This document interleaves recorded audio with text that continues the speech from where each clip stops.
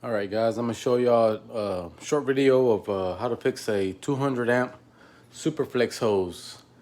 I don't know if y'all have had them gotten busted before and maybe pinched, or somebody dropped something heavy on your hose, or a fitter dropped a wedge on top of your hose. Whatever the case might be, I'm here to tell y'all how to fix y'all's hose instead of throwing it away and buying y'all another $100 Superflex hose, which that's how much they're running right now. And they used to be back then, about maybe 3 years ago, about 70, not even six, like 65, 12 footer, 200 amp Superflex hose. And now they're up to 100. Prices went up, and that's what it is. So what I do after a couple of times of fixing them or whatever, and if they're still good I'm still capable of fixing them, I'll keep on fixing them instead of buying a new one and getting rid of the damaged Superflex. But anyway, I'm going to show you how to fix it. This part of the end of this part of the block, this part of the end of the TIG Superflex TIG hose was the side that goes to the block, where you hook up your ground, and where you hook up your welding lead, and where you hook up your argon hose. Well, anyway, this goes into the block, which whenever you get your Superflex hose, this is supposed to be adapted to it. Well, I cut it off about 2 inches from the edge of this solid piece of brass, and you can tell before you cut it with your clients where to cut it, how far to cut it from the bolt where it's attached, because you'll feel it. And wherever you start feeling the flex of the cable where it's wiggling, you'll cut it from there. And then after that, you'll take the clamp, splice the clamp in half when it's clamped on this hose, and just tear it apart with some clines, and it'll come right off.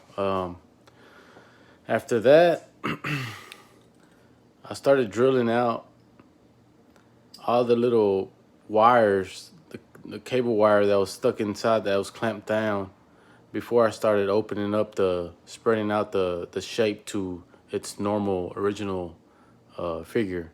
Well, anyway, the way that I did that was using with whatever I had around the house. I had some pliers here, and I used this, and it's already broken, but I mean, you can use a center punch or something that diameter, and something that won't spread it out as much as you don't need it to. And if you start spreading it out more than what you're supposed to, it's gonna start damaging. Like mine started damaging right here. You see this little cut right here? It started opening up more than what it's supposed to, but I jammed it back together with a little hammer, and I put it in my vise too. So I kind of saved it, which is still good. Nothing's wrong with it. It's still gonna do its job. And I've fixed hoses with the clamps worse than this before. So, and you can also weld these with TIG to its cable if you have to. So, but I never had to. I've seen people do it before, but I never had to. And I'm just gonna stick the cable in here with the pressure, and then squeeze this hose on top of everything, and the hose needs to come back and catch all these little rivets right here. After the hose gets onto those rivets, then I'll clamp it down.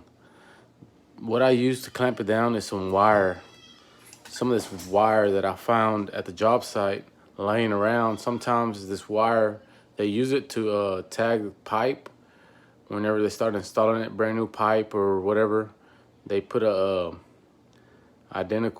ID tag onto the pipe to show the ISO and where it's supposed to go, and identification of the pipe, where it's supposed to go, in the location and whatever, all the info for it. Well, anyway, I save these, and and I'll keep them around in my tool bags. And this one I brought it home. But anyway, this is what we're gonna use right here. So I'm about to. I know I got ahead of myself doing this drilling and stuff, but I mean it takes a lot of time. It's just using common sense, not trying not to damage the casing whenever you're drilling into it, because if you damage the casing worse than more than what you're supposed to, then you'll probably damage it where you can't even use it anymore. So you're gonna try to save this part right here. This part right here is the most important part of the whole process. But this will save you $100. Anyway, I know there's a bunch of people that are interested and don't know about these repairs. Whenever I started welding, I didn't know about these repairs on TIG rigs, and I would throw them away and get a new TIG rig. But now,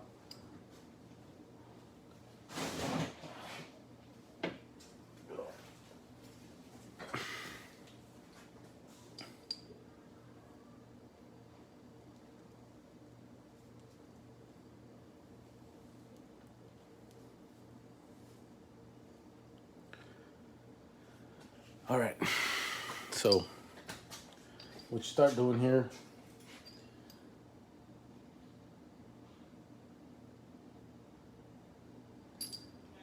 at first I pulled this out with my clients. I pinched it here.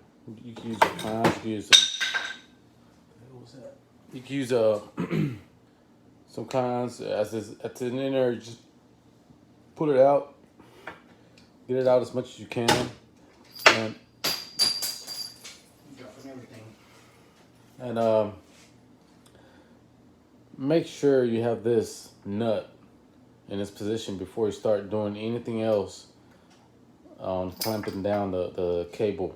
If you don't have this nut in here, then after you stick this cable and go through all that hard time trying to stick this cable in here, and then you figure out that the nut is not in, you're gonna have to take everything apart.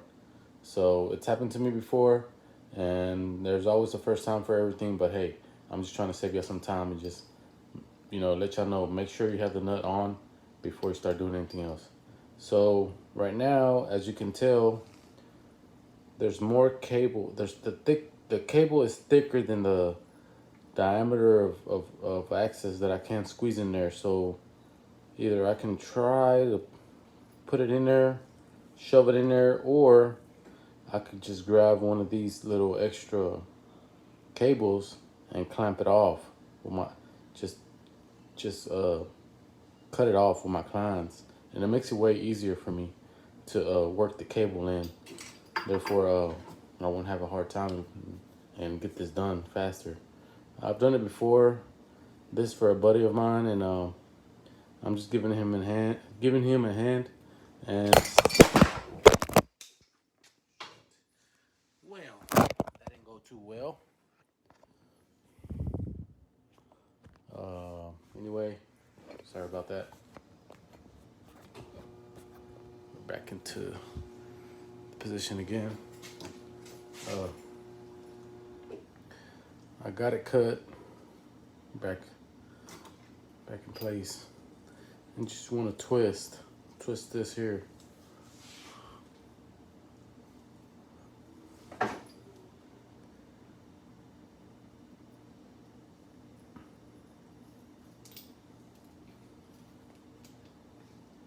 See, that's what you want.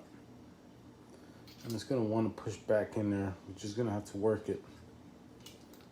You can barely see the cable coming in. It's good. That's what you want to see.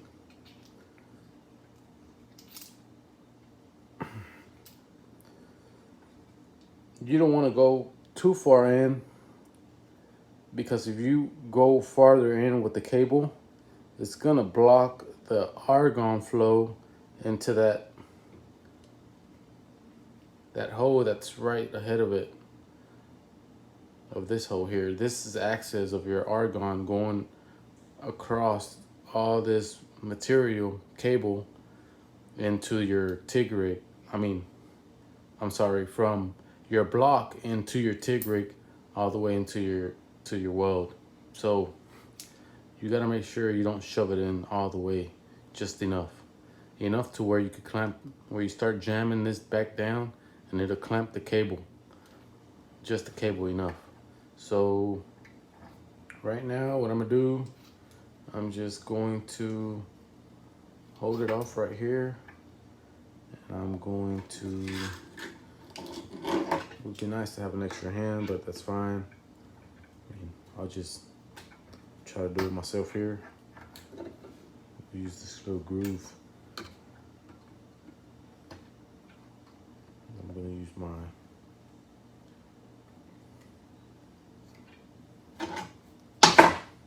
got a hammer. Use this. This should work.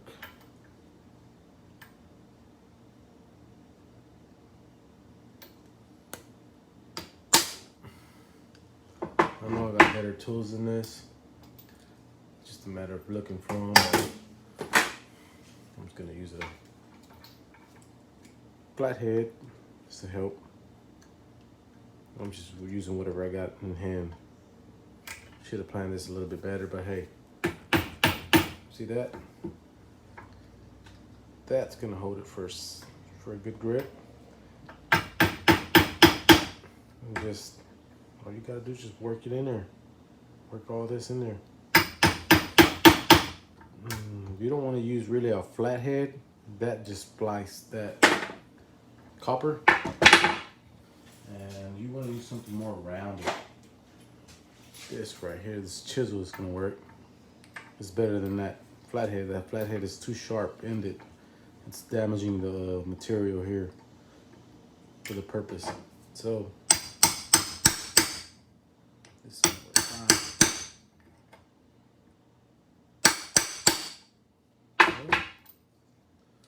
That's what it's supposed to look like right there. See that? Cable's in all the way, almost not covering that hole. We can go a little bit farther. We can jam it in a little bit more. Maybe sideways just to.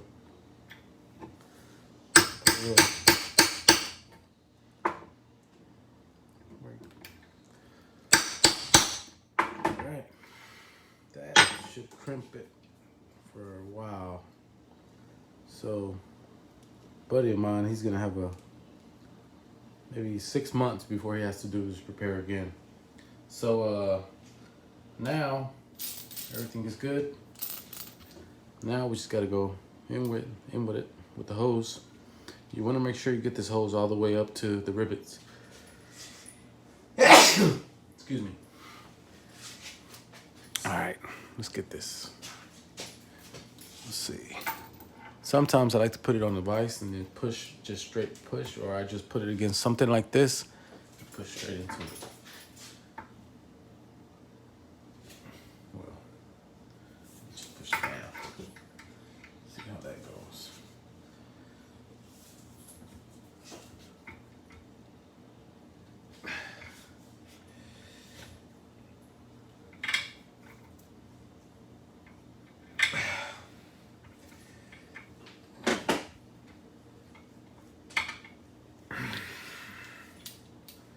I'm barely starting to get to the rivets right now. I already passed the hole. So I'm gonna try to get it as close as I can to here. Get this hose as close as I can to here. And that would be good enough. As long as I go to right here, that'll be good enough still too. So let's keep on pushing in.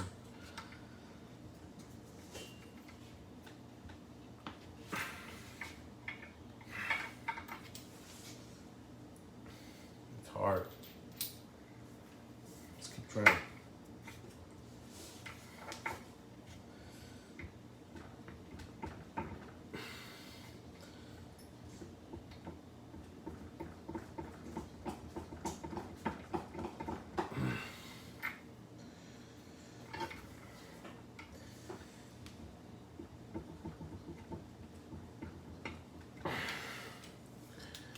Getting closer. We're halfway there. Getting closer.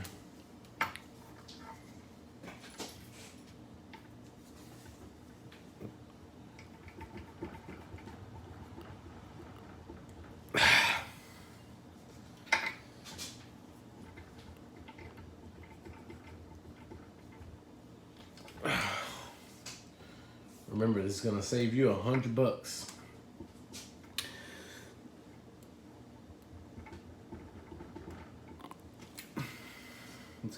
It's getting better. Right now, I could just stop right there and just work that wire that I picked up from the work site and just wrap it around. But I'm just gonna keep on going a little bit more. Just try to cover up that surface, that get as much rivets I can get inside that hose.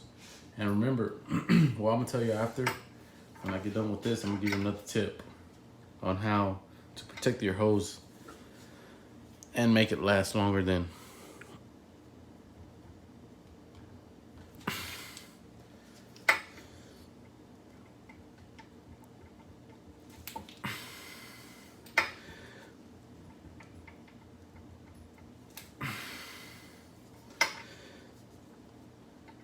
All right, that's good enough. Okay.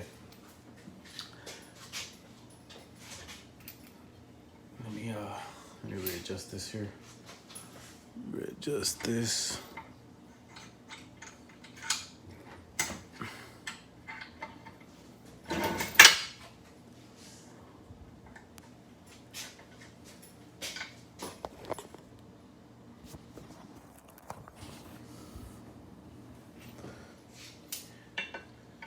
I'm just gonna, this could slit up right here. This is not gonna affect nothing anyway. Just have it up like to here. I could put that wire. It's like I'm gonna use that wire as a clamp. That's actually what I want that wire for anyway. Just to get ahead as I'm doing this. To make your hose last without it getting damaged from sparks, this material, this casing material on this hose, it's real sensitive. You could damage it real fast with just a spark from a grinding from from doing a bevel or cutting or whatever. A spark will damage this coat right here, this whatever kind of casing this is. It's plastic. It'll burn real easy. So use some athletics tape. Go to Academy or order it online, however you want to get it. But I would recommend to go to Amazon and get some athletics tape, order from there, and save some money instead of just buying, straight from Academy and spend like $15 on just a little roll. When you could just get it online and get 3 rolls for like $8. Anyway, you see what I did? I came across. I'm gonna show you again. This is what I do when I clamp down my hose with a stainless steel cable wire. I go on the back side one time, go over, come down, come across the bottom side again, and then double it. Make it double wrap. Let the other end come up and cross so much. Like, let it overlap like maybe 3/4 of an inch. Whatever access you have, go ahead and cut it. That's my hose clamp right there. What I'm gonna use is, you can use the original stuff if you have it in handy. I don't. I use it all up, doing all kinds of other stuff, and this is just a way to save money too. Or you can find clamps from the job site or whatever. It's up to you, however you want to do it. Just got to make sure that cable's right in the edge on those rivets.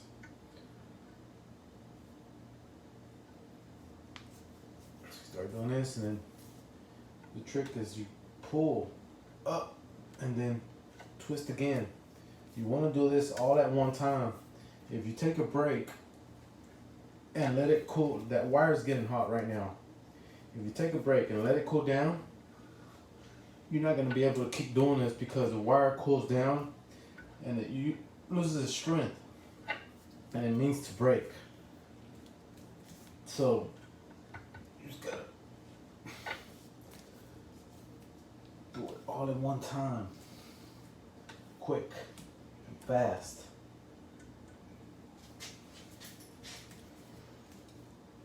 That's the way you gotta do it.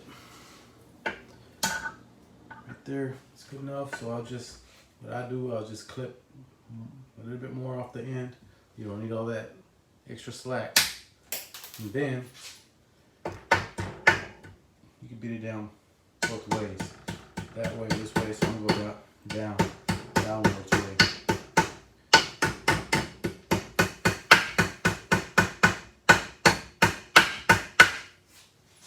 There you go. Well, I didn't want to go through the nut. So what we're gonna do is a hammer and what you gotta do? Metal. It'll go down through it. See? There. Now it's clamped. Now it's secured. Your hose is secured. With the pressure you put in this hose, this will not come out. It's gonna be clamped down with that wire, and to the next time you'll have a damaged wire or cut somewhere in the middle of the hose, you already know how to replace your how to fix it. And there it is. Like I said, put your athletics tape over it and you're ready to go, man. There it is. $100 saved. Thank you for watching my video. Have a good night.